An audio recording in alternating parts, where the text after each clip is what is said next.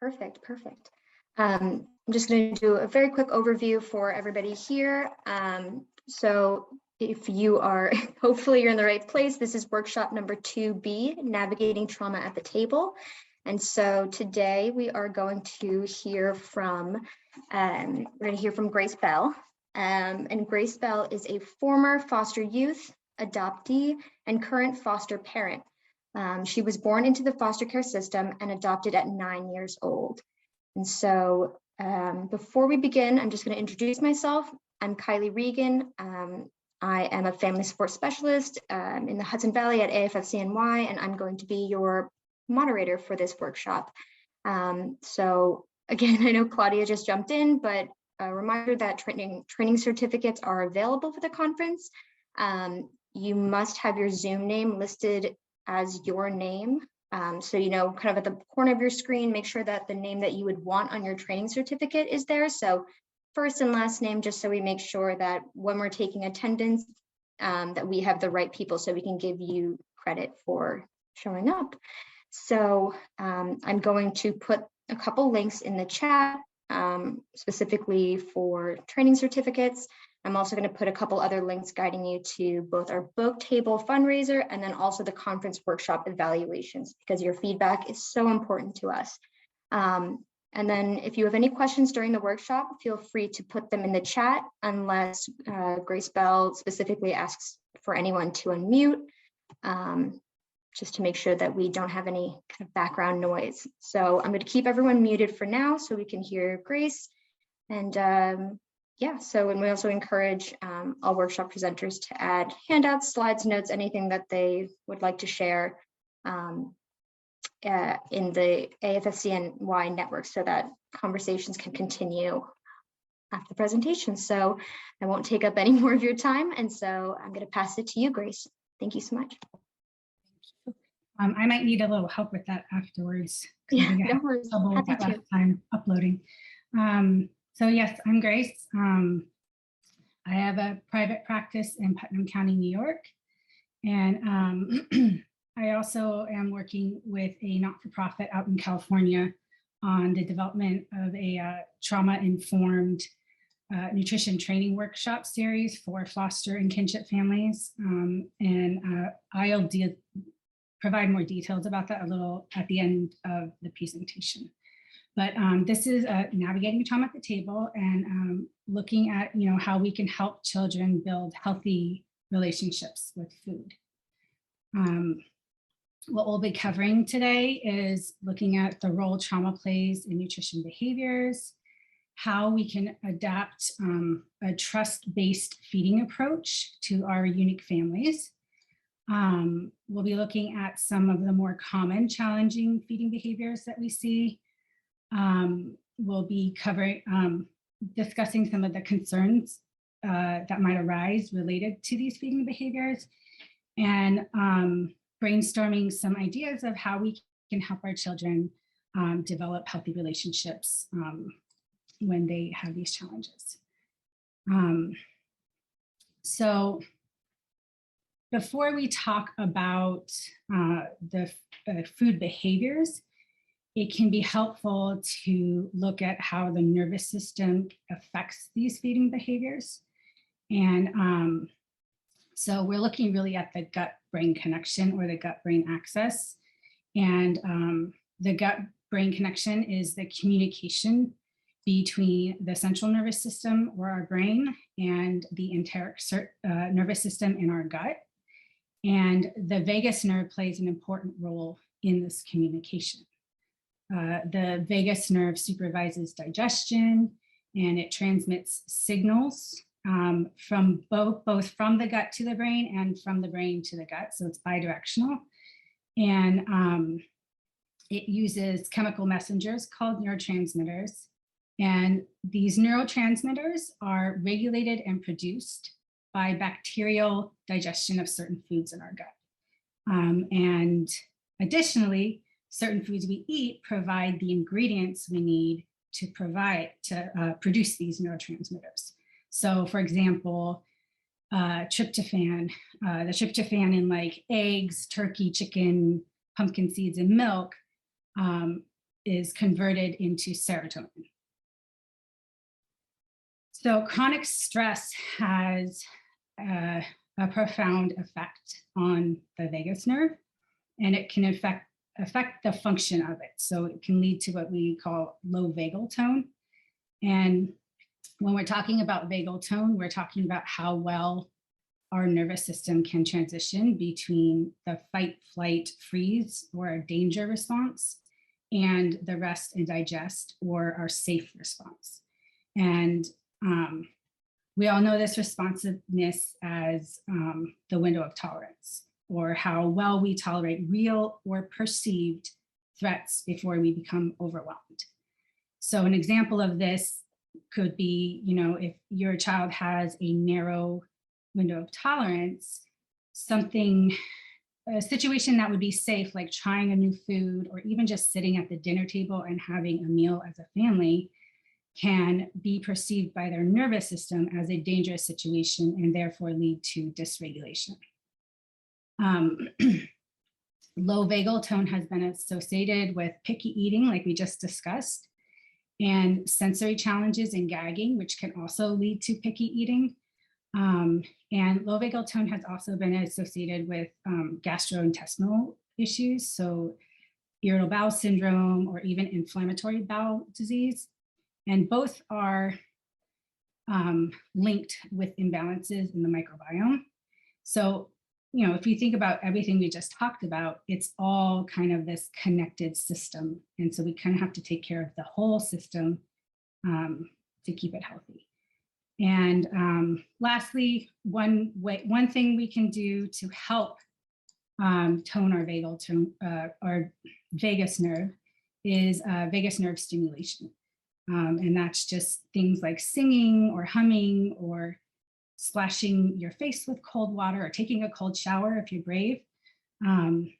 These are all things that can help over time. They're not going to magically help like immediately, but over time, if we do them a lot, they can help tone the vagus nerve. So trauma can impact our ability to build trusting and connected relationships with other people. And this this includes feeding relationships, because feeding is a relationship between the caregiver and the child.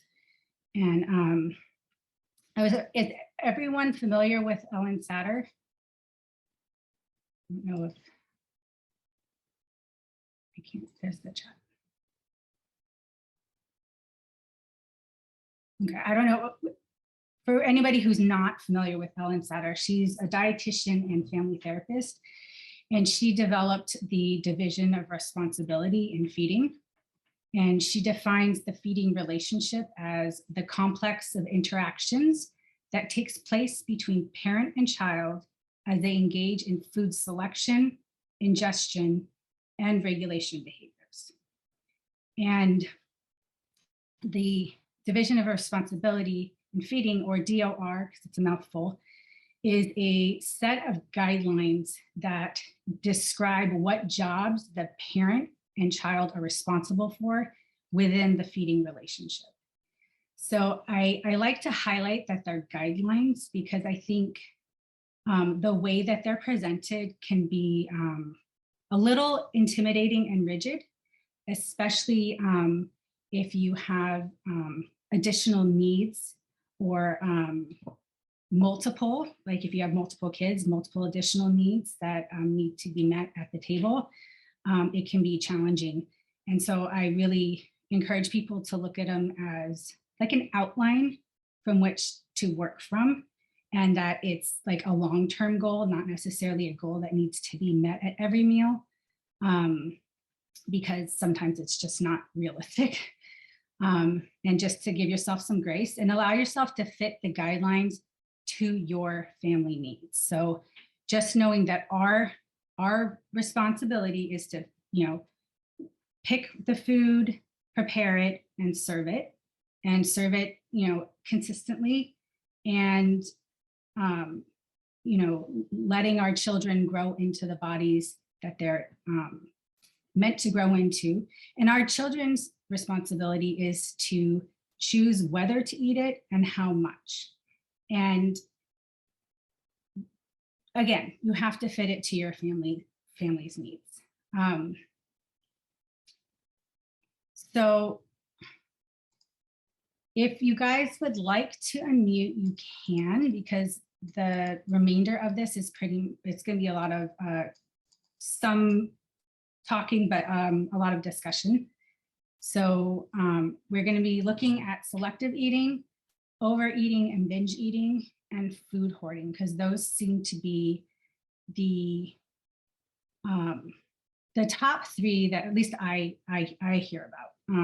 Are these, does anybody in this group, are these food behaviors that you've experienced at home, that you have challenges with? You guys can, or feel free to unmute and just talk if you're comfortable.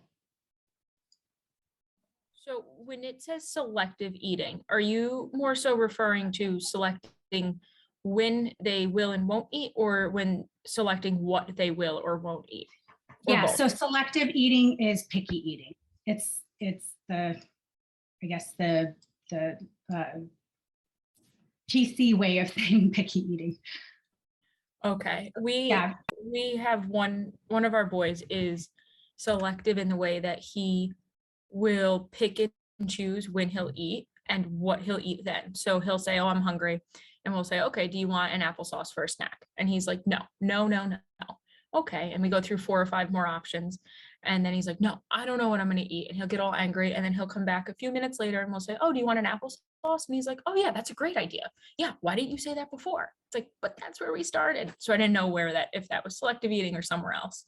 Yeah, that can be a part of it. Absolutely. And sometimes I think in a situation like that, having maybe like 2, maybe 3 choices, say, would you like this, this, or this? Or would you like this or this? And those are the options. Because sometimes when we give too many options, it can become overwhelming to choose from, if that makes sense. Yeah, we try to limit it to 2 or 3 options, and most of the time all of the snacks are completely accessible. But I think the idea of having to pick one even from a few options is a little hard, and I think he doesn't want to lock in and dedicate himself to one snack and then decide later like, oh, this isn't what I wanted. Yeah. So we'll, on that note, we will start with selective eating, looking at that. And selective eating exists on a spectrum, kind of, we just talked about how it can look like a lot of different things, whether it's picking when you eat it or what you want to eat. And it can exist on a spectrum in the sense that some kids are situationally picky. Some kids are just picky for a few days, picky for a week. Some kids are extremely picky and have maybe 5 items of food that they will eat. So how we approach it is just, it's similar, but how strongly we approach it might differ based on the child. And picky eating can also be developmentally appropriate, especially in the toddler autonomy seeking years. It's their way of kind of playing around with that role. So in that age group, I would say, I wouldn't worry too much. But what are some reasons a child may become a selective eater?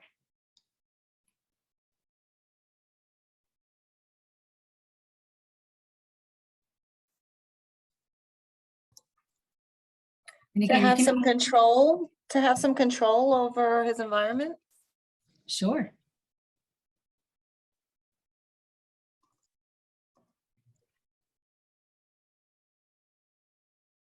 Maybe sensory challenges too, like texture and flavor can make, a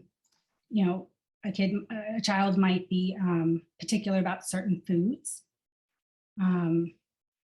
Even traumatic food experiences, like a traumatic food event, really, like a choking event or gagging and or vomiting after eating. Maybe the embarrassment of that can lead to picky eating as well. Even food. Sorry, Grace, go ahead. No, you go ahead, please. Perhaps a child was adopted internationally and is not familiar with this food and does not necessarily have a connection with food that was part of their, their early years. Yeah, absolutely. In the chat, we have someone saying brings them memories of home. Yeah, no, that's a really good point, because it can be a food they prefer to eat only, so because it reminds them of home, or maybe it's a food they don't want to eat because it reminds them of home. So yeah, both ways, absolutely. What are some concerns we might have regarding a child's selective eating?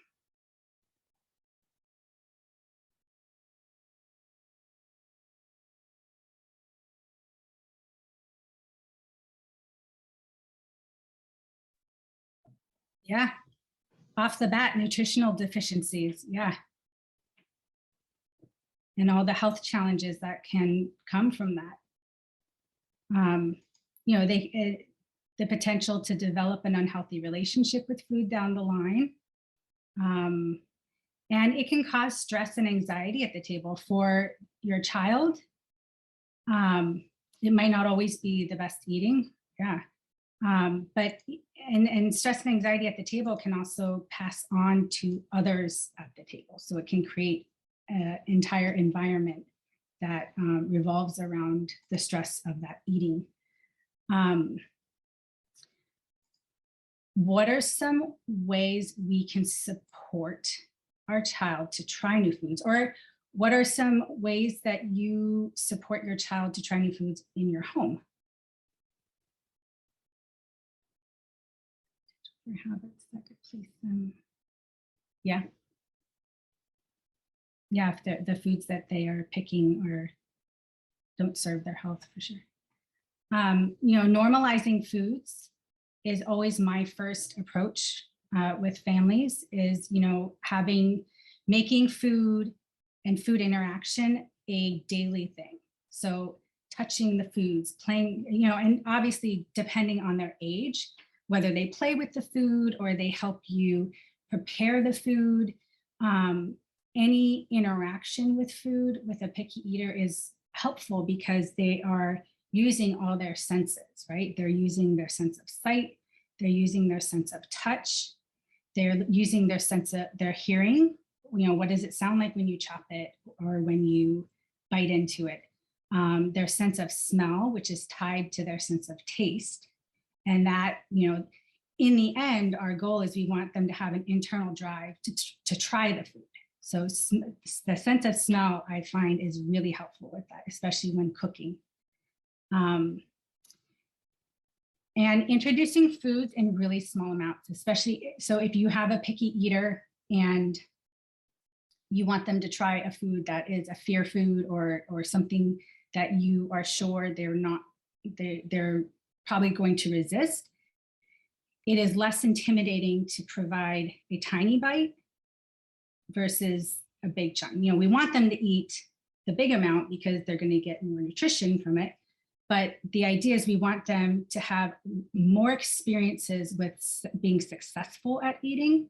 So even if it's a tiny bite and they're only getting a tiny bit of nutrition, at least they're having that experience of success. So the next time it's not as scary to try that new food. And that, and that's where those little, the ice trays with the little compartments and giving, like, you see those a lot. And it's just small little portions of different foods that you want them to try, and they can try what they want. Does anybody do anything in their home that they feel they've been successful with that they'd like to share?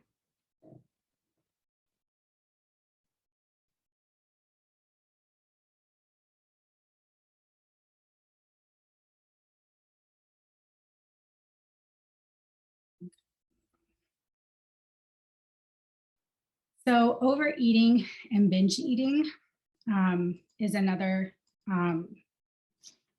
area that I think caretakers can struggle with. And this can look like, eating until they have a tummy ache, or eating until, yes, giving choices, or eating to the point of vomiting.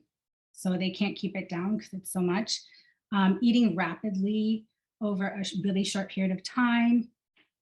They might express feeling a lack of control, or they might even lose time when they might not remember eating all the food. It can look like constantly asking for food, even after they've had like a full meal. 10 minutes later, coming back and saying, I'm hungry, I'm hungry.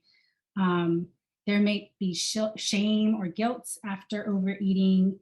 And this might be what leads to them eating alone because they're embarrassed by it. And it's important just to remember that it's a coping mechanism. And so to approach it from that standpoint. And it's interesting because overeating and kind of this, especially the constantly asking for food, is a behavior that has been associated with ADHD. And I thought that was interesting because my son has ADHD, and he definitely was a child who asked for food a lot. What are some concerns we may have about our child binge eating? I have a child who he's 13 and he has fetal alcohol syndrome and mild autism, but he's pretty high functioning. But for most of his life, he was underweight, failure to thrive. And when his behaviors got severe around the age of 7, he was put on medication, which made him gain weight. And he gained about 40 pounds over the span of 2 years.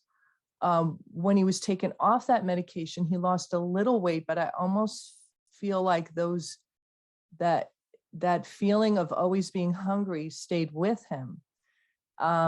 So he continues to be overweight now, even though he's not on that medication.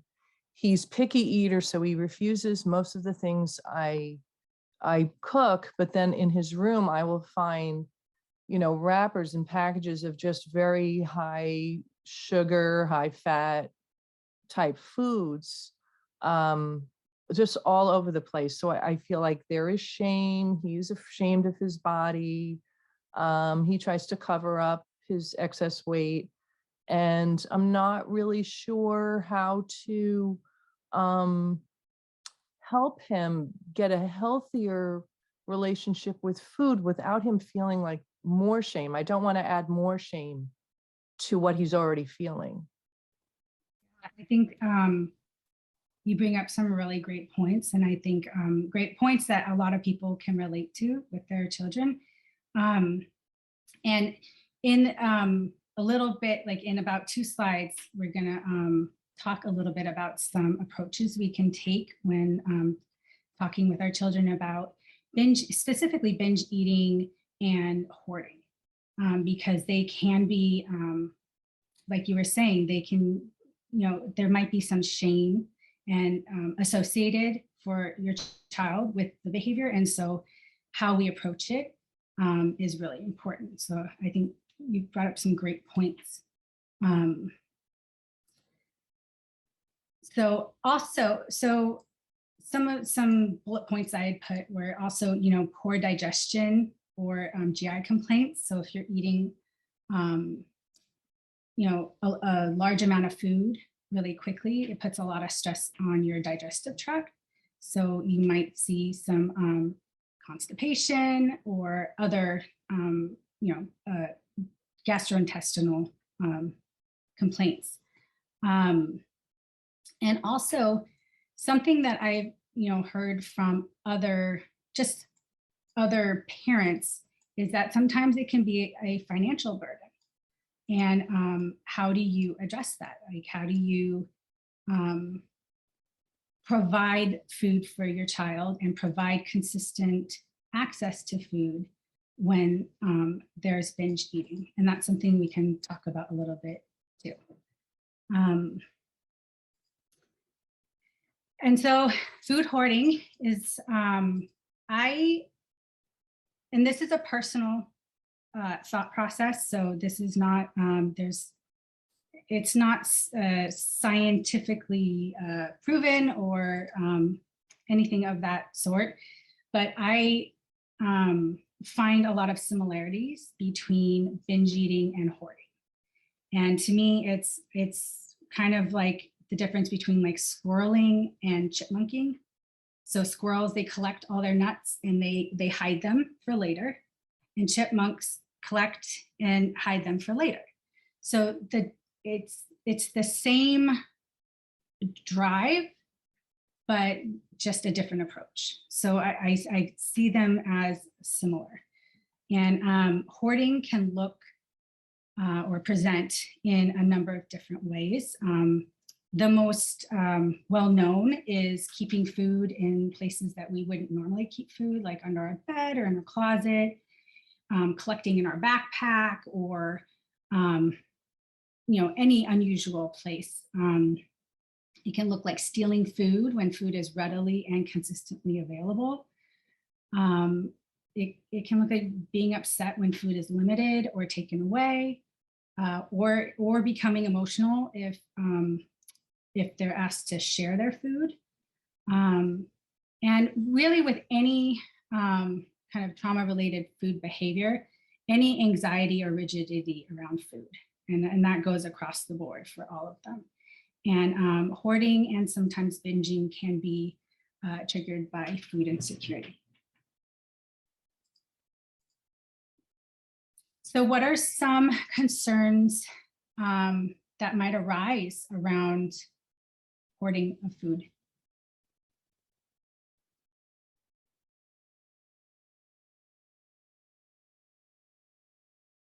Or what are some concerns, if anybody has ever experienced this, what are some concerns that you have had?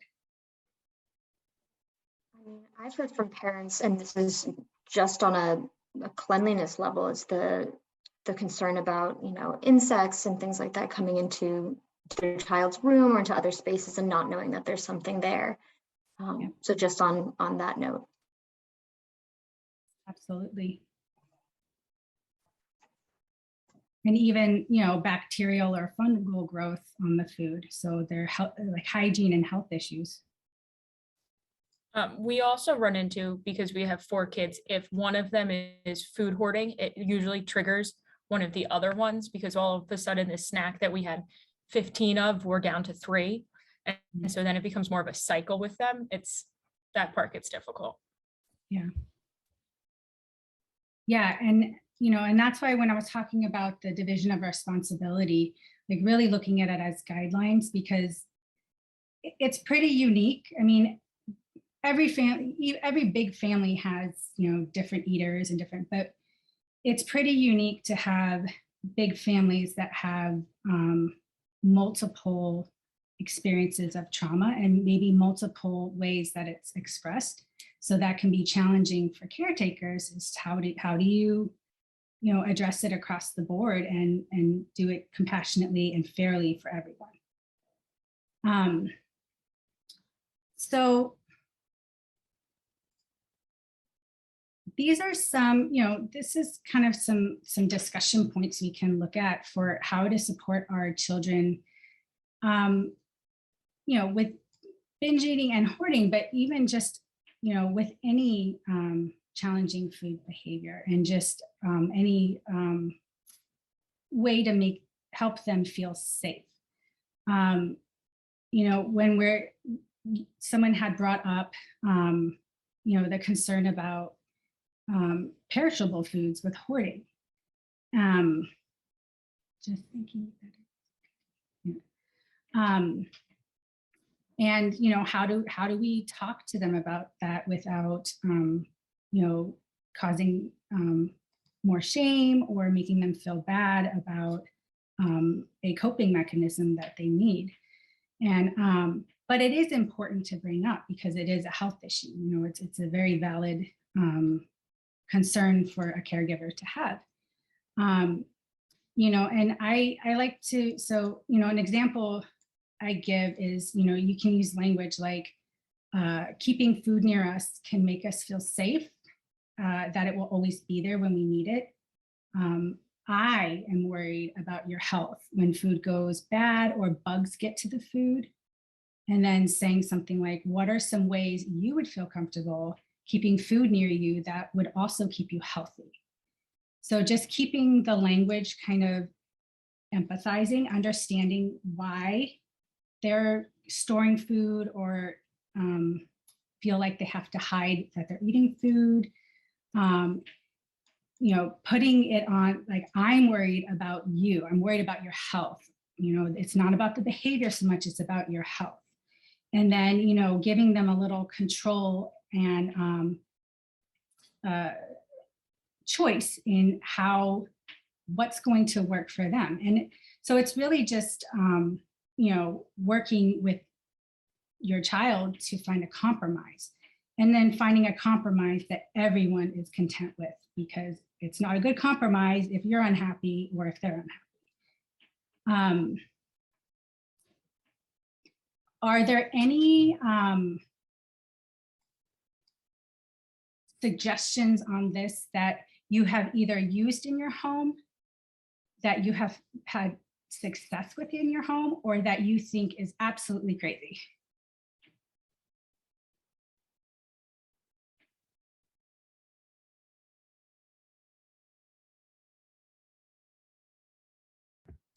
Having food readily available has definitely seemed to help, especially because the stuff that we leave out tends to be the healthier option, and the other things like the granola bars or similar snacks are tucked like out of eyesight but still available, and I think it helps them. We also have worked with, I think, at least 2 of our kids where if it looks like something's dwindling and there's only a handful of that snack left and we can tell they're getting anxious that they're not going to get to it, like we'll say, okay, we're going to set these 2 aside and that's like, these are for you. And the other thing we started a few weeks ago were special snacks. So each week, each child gets to pick one special snack, whatever snack they want it to be. And that's their special snack for the week. And they can take it to school and only school. And so our one son chose Gushers one week, which we otherwise never would have bought, but that's your special snack. You get Gushers. And they've made relatively good choices and get to like, they get all excited that they have that special snack. But it gives them a little bit more of that control without them necessarily having something to binge. I like that you let them have a special, and it can be anything they want, because I think avoiding making foods good or bad is a really good approach, because there's, like you said, special foods or fun foods, but they're not necessarily bad foods, because some foods feed our soul, right? They taste good, we enjoy them, there's a pleasure to them. They may not serve our bodies, but that doesn't mean we can't enjoy them. So I appreciate that you do that. Does anybody?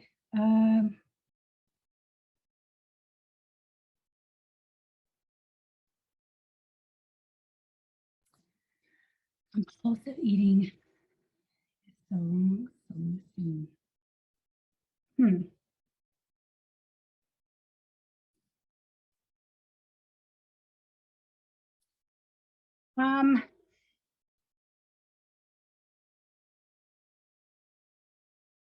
Sorry, I'm pausing because I'm kind of thinking about how I feel about that phrase. I would think about it differently, but I don't, because I feel like the 12, am I correct that the 12-step programs are religiously based, right?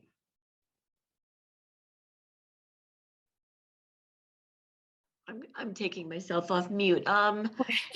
Yeah, they talk about a higher power. For some people, their higher power is God, but atheists can also do 12 steps.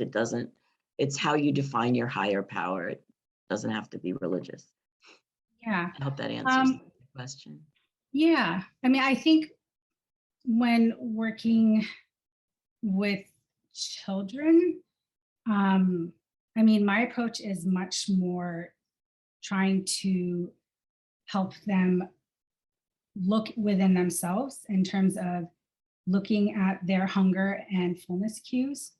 Learn, because especially with trauma, being within the body can be really challenging and triggering for some people. And so really helping, working on regulation techniques, working on, reminding, okay, so you just ate 10 minutes ago and you're asking like, how hungry are you? What is your hunger scale? Are you at a 5 and you're starving, or are you really full? And maybe you want something, maybe like with my son, he usually was not hungry. He was very sensory, and one of his sensory needs was oral. So we just started giving him gum, not in place of food, of course, but just to fulfill that need. So yeah, I think the 12-step approach can work for some people. I would say probably I would maybe more with adults. I don't know if that answered your question. I'm sorry. Somebody said I had a foster child carry snack bags with. That's great. Yeah. Yep. So they have it with them all the time. Absolutely. That's a great idea. And even keeping them, I think a lot of people do this already, keeping them, snack bags in the fridge that are easily accessible. They can just grab and go. When the child asks me for something to eat, when they just ate, I first asked her, yeah, okay, so we just, yeah.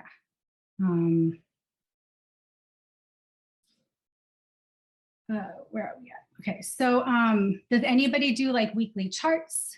So they have visual cues for when, so like a child can go up to the chart and say, okay, today we're having dinner at 5:30 and this is what we're eating. And then breakfast tomorrow is going to be this. So they have kind of a visual security of what foods will be available. Does anybody use those? I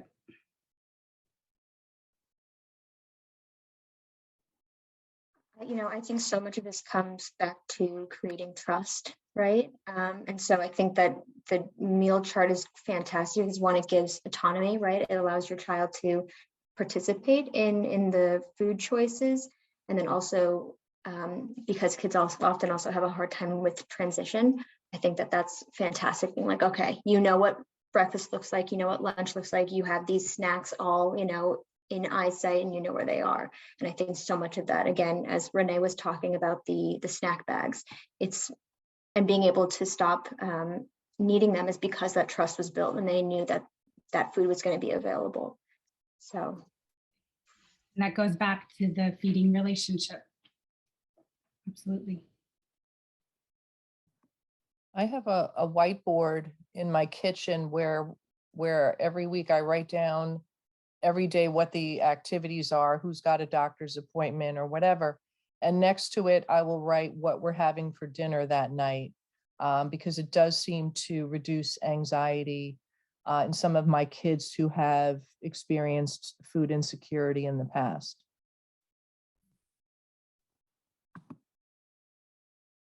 Great. Does anybody involve their children in meal planning and shopping and food prep or even cooking?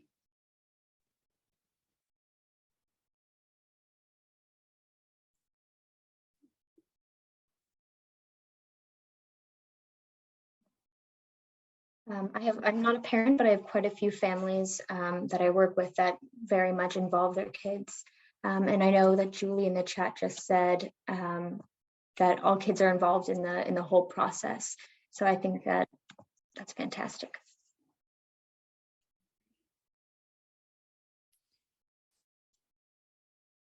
So essentially, children who struggle with disordered eating, it's helpful also to have them working with therapists, psychiatrists, nutritionist or like an OT or SLT. Obviously, depending on how, I guess, how dramatic the feeding challenge is.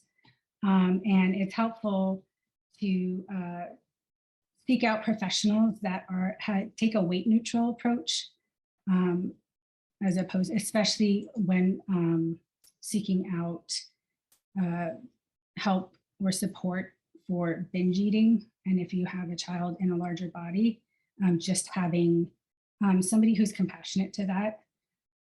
When my kids were in foster care, they wanted to be chefs when they grew up, so they would.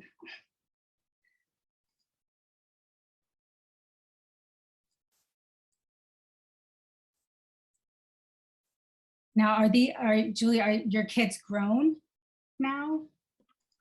No, And they're if they, not in foster care anymore. okay, gotcha. So I don't know if anybody has any more questions. I can either move on and talk a little bit about the program, or if anybody has questions or comments they would like to make at this point, we can do that.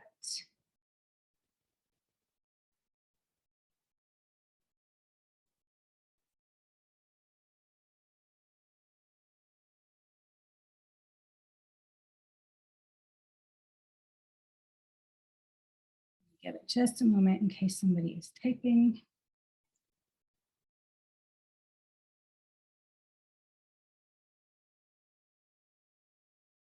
All right, I think I'm gonna move on then. Right, so the program that I was talking about earlier is through Leah's Pantry. And Leah's Pantry is a California-based not-for-profit with a nationwide footprint in the area of trauma-informed nutrition. Their innovative work improves the health and wellness and resilience of communities through their development and implementation of nutrition education and food security programs. And they facilitate workshops and partner with organizations and collaborate with various people to integrate their approaches into larger initiatives. And they are funded by SNAP-Ed, and this is CalFresh Healthy Living, which is California's SNAP-Ed, but they've also worked with New York SNAP-Ed. And this program specifically, in particular, is funded by CalFresh. The goal of the program is to develop a trauma-informed curriculum for resource parents that can be successfully implemented by SNAP-Ed educators within the foster kinship care education programs.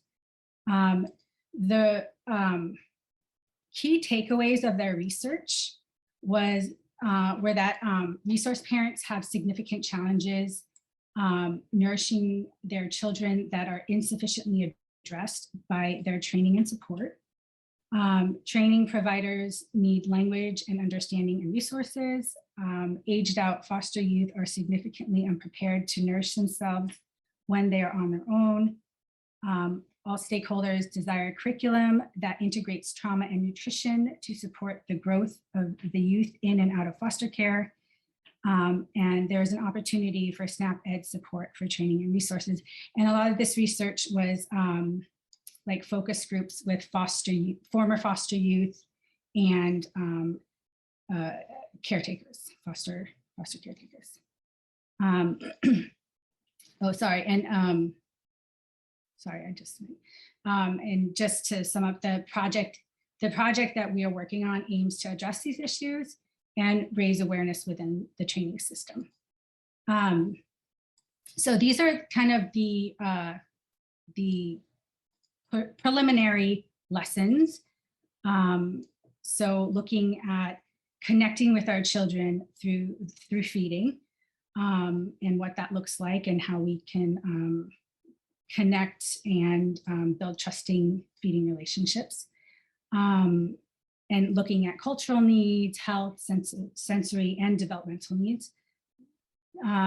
The basics of a healthy diet, how to incorporate healthy foods, and then also talking about weight without harm, and what kind of language we can use with that. And then looking more at trauma in the nervous system and how it affects nutrition. So toxic stress and nutrition, looking at gut health, what foods support mood and energy, what eating challenges and difficult eating patterns we see, and then body awareness and regulation. And then lastly is a cooking workshop. So it's parents or parent-adolescent participants, and looking at cooking and food skills, shopping, planning, creating recipes, and cooking together, and getting to know each other through the cooking process. And this is really geared towards just some practical life skills too for foster youth that might be aging out.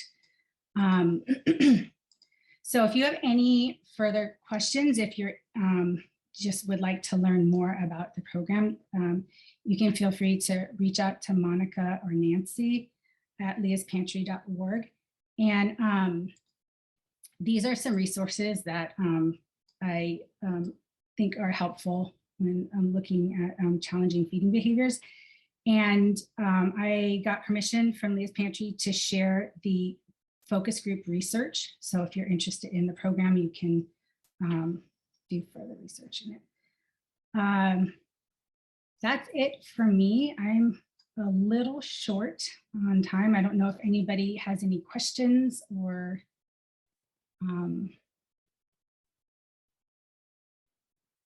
but I'm finished with my presentation, so I don't know. I have a question.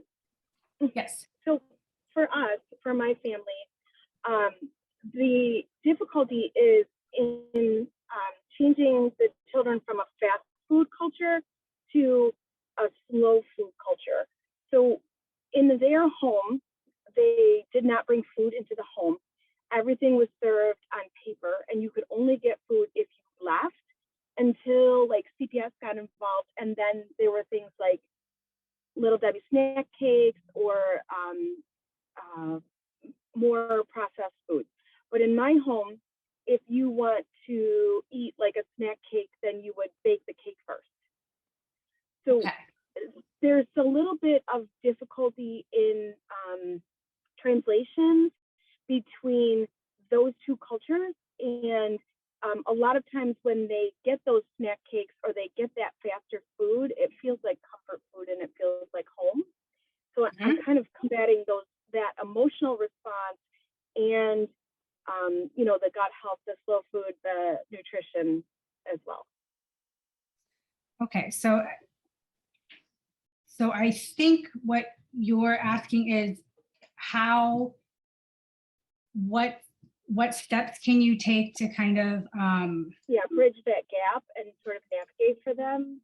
So when you really expectation or, you know, using harmful speech, because I don't want to be derogatory towards, you know, another family, but at the same time, we just don't eat that way.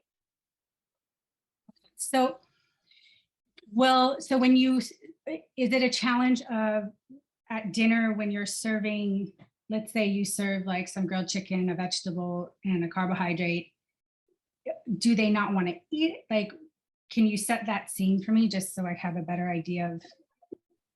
So no, it's not that they don't want to eat what's served to them. It's that if other foods are available, say they go to school and a friend has one, they will like try to get some of that or try to get a bite or try to find a friend who brings an extra one. Or, you know, if they see it, they might grab it and shove it in their pocket for later. I often find wrappers, you know, up under the bed or, you know, those kinds of things. But I don't know where they're coming from because we don't have those. Yes. Have you had a conversation? Like, have you asked, hey, where did this come from? And, you know, have you been curious with them? Yes. And my oldest daughter says, I don't want to tell you because I don't want you to call so-and-so's mother and make it stop. I want to have access to that without you. Okay. So I mean, I would say that at school, you don't have a ton of control. And where you do have an opportunity to create that relationship is at the table. So really focus, I would recommend focusing more on, you know, that relation. Do they cook with you? Yeah. Okay, yeah, so continue focusing on that, focusing on building that relationship of, you know, let's pick something to make for dinner together. Now, you know, why don't you help me grocery shop, and have them go through that whole process. And if that's something you already do, just continue to do that, because this behavior change takes time. And so it's something that we just have to like constantly build upon. And it's, you know, it isn't something that is going to change overnight. And are you concerned about are they stealing food, or is this food that's being given to them? I guess I'm a little confused. I would imagine it's a combination. They have needs that they need met in their survival skills, and they're going to use whatever means necessary. I've noticed an uptick in, oh, can I just have a bite of that? Or, oh, do you have an extra one of those? You know, kind of speech. And as they get older and more able to act on their you know, needs and use the vocabulary that helps them, it's gotten more and more apparent that that's what they're doing. Okay, so you're concerned about them meeting needs? So eventually, I'm concerned about weight and healthy eating, healthy styles. You know, as we can see them gain 19 pounds in a year, and then when summer comes and they don't have those choices available, and we're running and playing, you know, they're losing, you know, 10 and 12 pounds.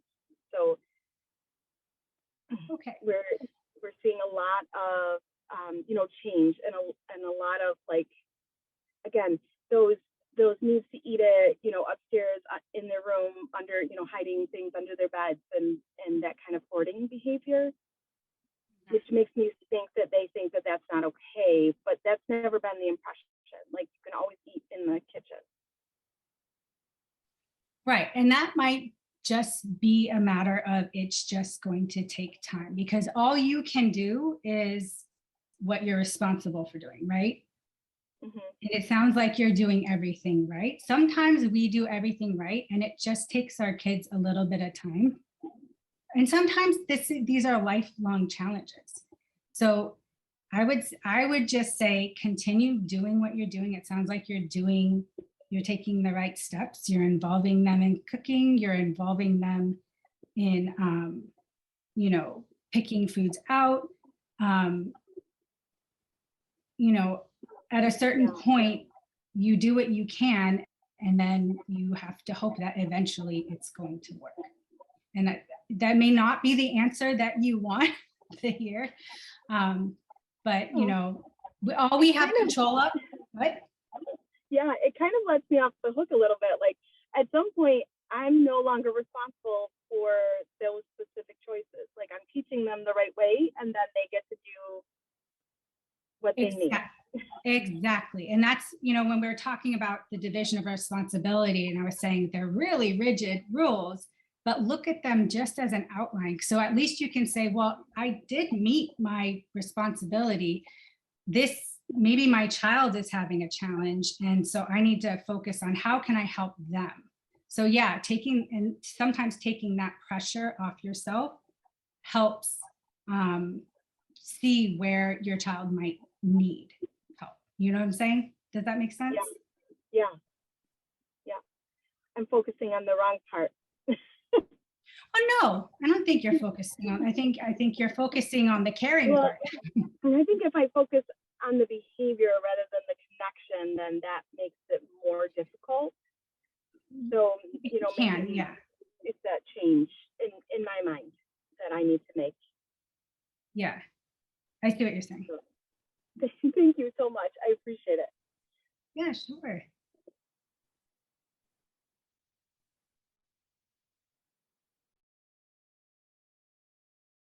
Are there any other questions or comments, or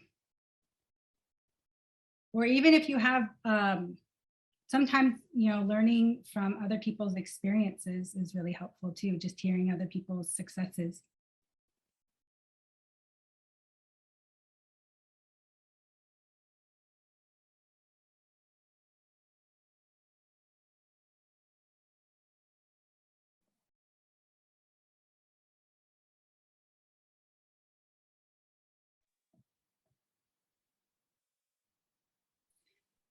So then I have a question for the group.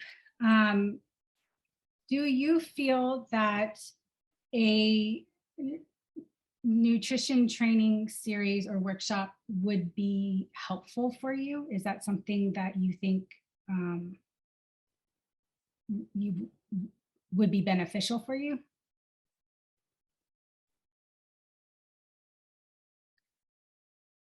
Getting a bunch of yeses in the chat. So my next question will be, if in your ideal world, if you could have a training that covered nutrition and nutrition behaviors, like what would you most want to get out of that? Like, what kind of topics would you want covered?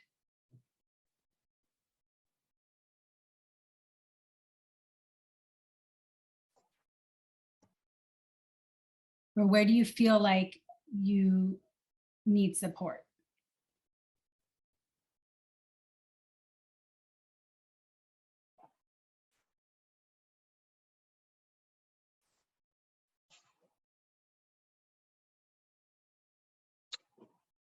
I mean, sorry, go ahead, Danielle. I think Danielle, you might be muted. I am. Thank you, Kylie. I think having more resources around the actual nutritional values of certain foods and what matters and doesn't matter as much. You know, I hear a lot that like kids will stop eating and will eat what they need at the time. Like that's what our pediatrician always says. Don't stress if they're only eating da da da. But I don't feel like I have a strong enough understanding as to what they're actually supposed to, like which vitamins and nutrients they need. So a better understanding of that. And just a resource guide of different foods that fall within different sensory baskets. So either these foods are really hard for people who have texture sensory problems, or these are really good for people who don't enjoy chewing or can't chew. A flip book instead of trying to go through the grocery store and look at all the boxes and pick stuff. No, that's an excellent suggestion. Excellent. Yeah. Thank you. Also, there's been a lot of talk lately about dieting and how dieting may actually just exacerbate weight problems. And having 3 teenage girls who are constantly, you know, just minutely checking their bodies and their weight, maybe some education on, like, is dieting something that somebody should do if they feel that they're overweight? And is there such a thing as being overweight? Like, is that unhealthy? If somebody is 10 pounds overweight, is that, or whatever, is that really an unhealthy thing? So just the whole idea, I think there's a lot of research coming out about dieting and yo-yo dieting and how that actually is an adverse effect on your health. Yes, absolutely.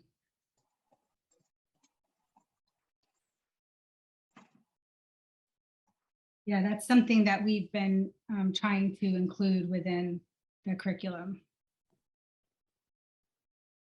So it's good to hear that that's an interest.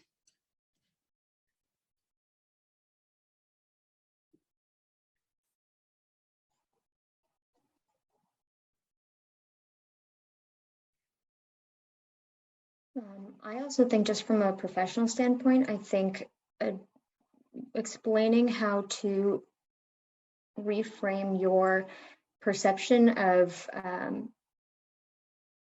I think of all of these topics of food issues, especially, you know, binge eating, overeating, because we all come with our own histories and our own, you know, relationships with those topics. And so oftentimes I think it's hard to separate that because there is a lot of shame. So I think also addressing for, you know, to parents and to adults and professionals on how to be a bit more trauma informed and centered on that. So we're not getting, you know, stuck in those spots, if that makes sense.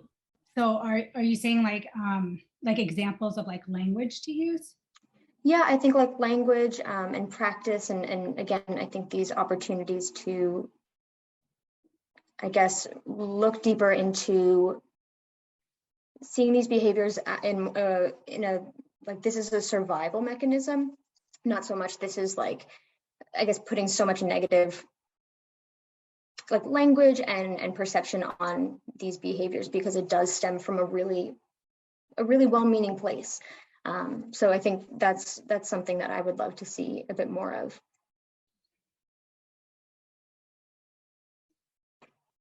Thank you.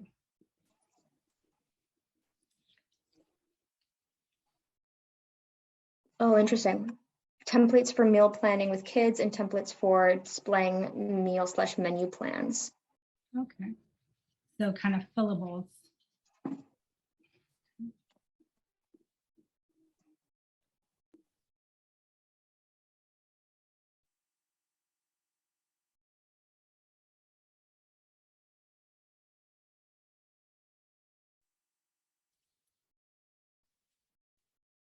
Great feedback. Thank you.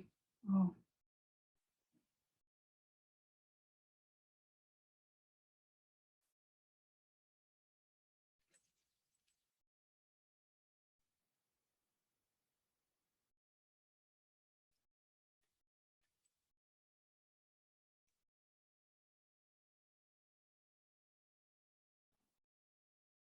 And Grace, in the work that you do, are there any of the questions that you often get from parents that weren't necessarily mentioned here, but that you think, you know, are good for us to be kind of considering?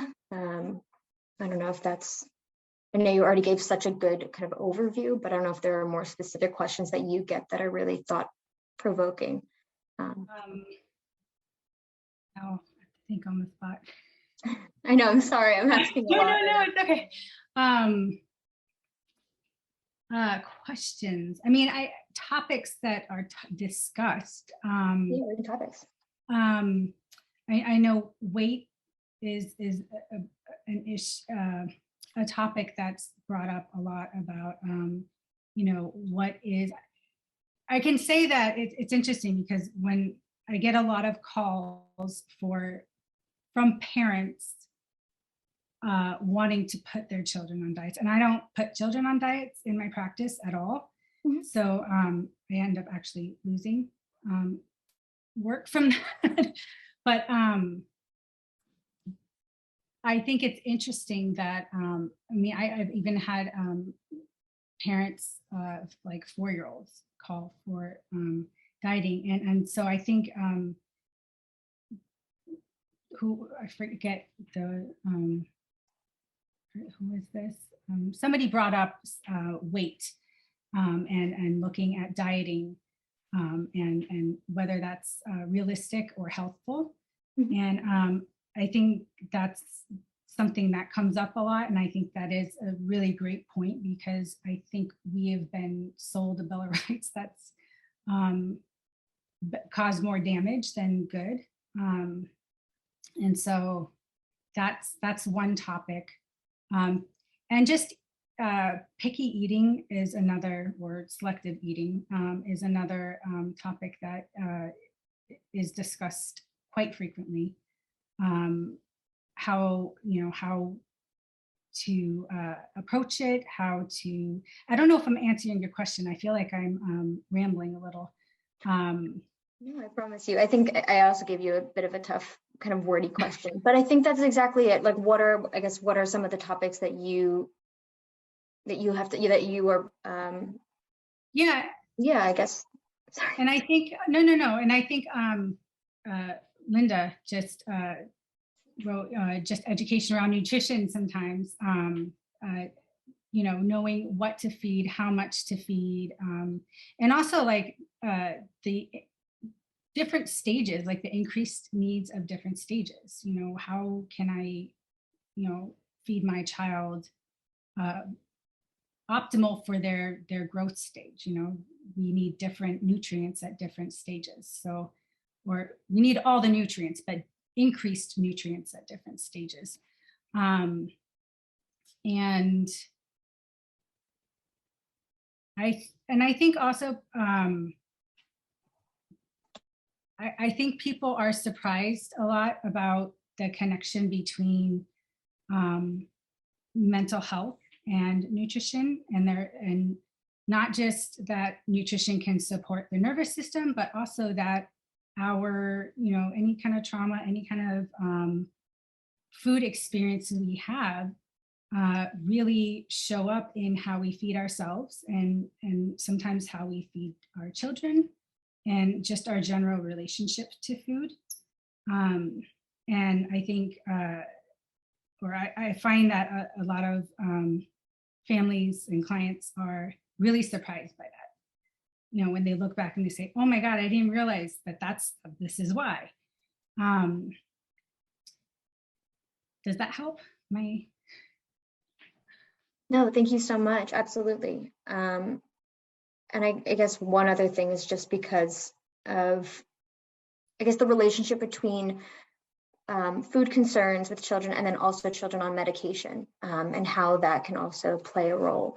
Because I know ADHD medications, that is, at least from my understanding, I think most, if not all, do have the potentiality of being kind of a hunger suppressor, or at least, I guess also balancing that. Yeah, no, I think that brings up a really great point. I'm always a little hesitant to talk about that in big group settings, because or to go too far into it in group settings, just because I don't want to say something, and I guess for liability reasons. But yes, that's something I talk about with clients a lot too, is, certain, medications affecting, hunger cues like you were talking about, but also some foods are dangerous to eat on certain medications. So, and also some supplements or vitamins, or, I know a lot of my clients use supplements, and sometimes they use supplements without, they hear, oh, it helps with this. And then you find out, well, it interacts with your medication, so you should stop taking that. So I think that's a really important component, and maybe one we have to look at to see how we can appropriately address it without getting too clinical.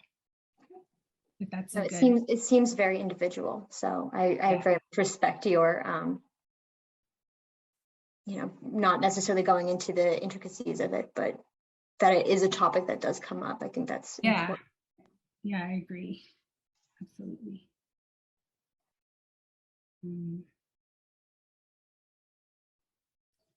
So I don't know if anybody has any other questions. I can share the resources, all the slides. I might need some help figuring out how to do that. Yeah, that's no problem. I'm happy to reach out to you, and thank you again for sharing all of these fantastic resources.